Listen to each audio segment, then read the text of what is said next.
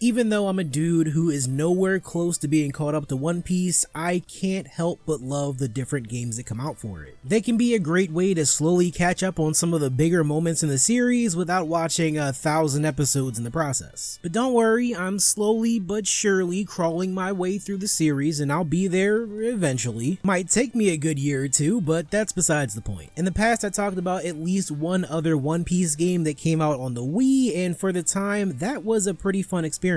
Since then, I also played the Pirate Warriors games because I am a total slut for some Warriors action, and I was surprised at the depth that they went into for each arc in the series. But today, the game that we're going to be covering has little to nothing to do with the main canon of One Piece. It's the open world game that many One Piece fans were excited for, although it may not have hit its mark. One Piece World Seeker, the game with a focus on exploration, combat, some fan service here and there, and most importantly, a completely original story set in Prison Island. The game takes place over the course of about 15 chapters, which might sound nice and girthy, but your mileage may vary depending on how you tackle it. These chapters will fly by so quickly if you don't take the time to fully explore and do the side missions. Out of all 15 chapters, there's only one chapter I can recall that took me a bit of time to complete, but the others would last a minimum of 5 minutes. So if you love doing side missions in video games, then yes, this game is going to be your best friend and you will have a wonderful time with it. Because the main story doesn't go as deep into the details about the lives of the citizens on this island, while the side missions offer all of that and more. There's even plenty of cameo characters that show up that you'll get to have boss battles with, but only in the side missions. Not to mention that these side missions have a bit of variety, from collecting and delivering materials to hunting for treasure. Personally, I didn't vibe with the material missions as much because it can take a while to find some of these things. It helps a lot if you already take the time to collect stuff as you explore anyways, because there may be a few missions that you can complete without even spending the extra time to go hunting for materials. But as for the treasure hunting missions, they can be a bit tricky to figure out. Like, am I really supposed to be checking the map for something that looks like a fucking dragon or what? Most of the time, I defaulted to looking up the locations of the treasure, which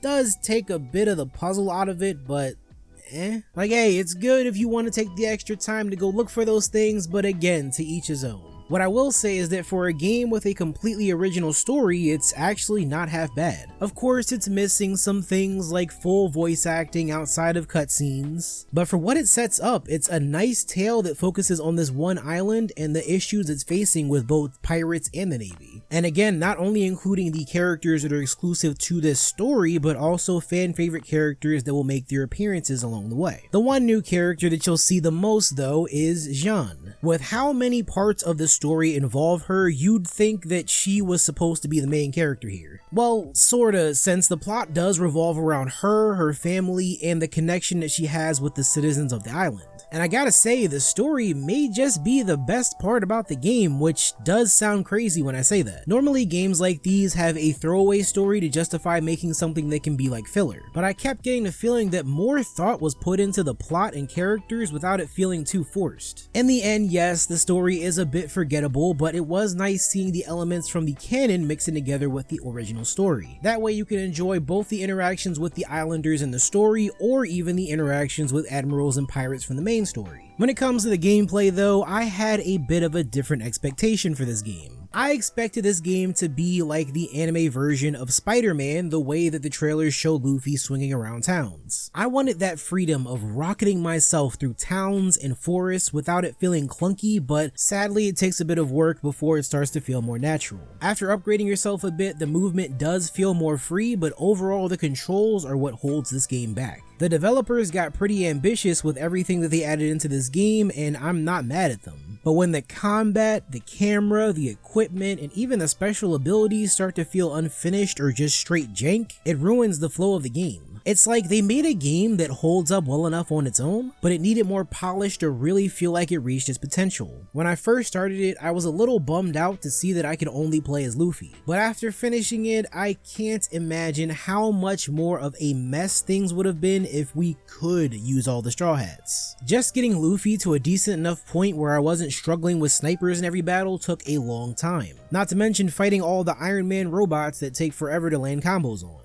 In general, the ranged abilities that Luffy has are pretty limited, unless you put more focus into that part of the skill tree. And then on top of that, there's more upgrades you'll need to unlock, some of which I found myself never needing. There's ways to switch up your playstyle and use both regular and heavy attacks. But to do so, you need to change forms, which will also change whether you can dodge or block attacks. And that's with Perception Haki and Armament Haki. It ends up being a lot of back and forth that I couldn't really get used to, so I ended up using the Perception Haki a lot more often. The faster attacks make it so you can land combos and still be able to maneuver quickly right after. Armament Haki did come in useful for some boss fights where you need to block attacks, but it did feel so much slower and a lot more situational. Sure, your attacks hit a lot harder and it's easy to one-shot some of the weaker enemies, but for me the trade-off of speed wasn't what I wanted for my playthrough, so it stayed in the back pocket for most of the time. I would have preferred some of these moves changing whenever you hold down a shoulder button, instead of having two separate forms to switch between just to utilize the full moveset. So you'd be able to do your regular attacks and swap over to your heavy attacks quickly by just holding R2. It would have been a nice touch, but sadly it didn't happen. For the kind of game that World Seeker tries to be, it misses a lot of the finer details that so many other games in the open world genre have already mastered. It's not horrible as a game for One Piece fans, of course, and my guess is that if you're already a One Piece fan, you would have already played this or at the very least considered it before.